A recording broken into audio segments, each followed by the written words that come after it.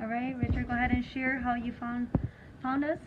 I found you on Facebook, and then I was looking at for implants because my tooth broke at the same time this COVA thing came out.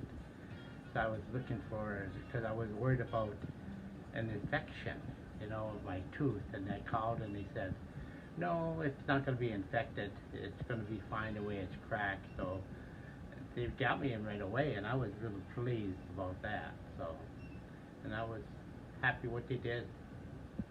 So, Okay, so you got an implant done, and what else did you, on the lower, what else did you get done?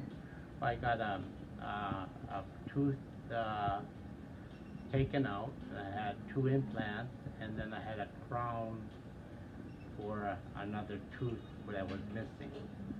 I had a crown done too. Okay. And, well, thank you for that. Anything else you would like to share?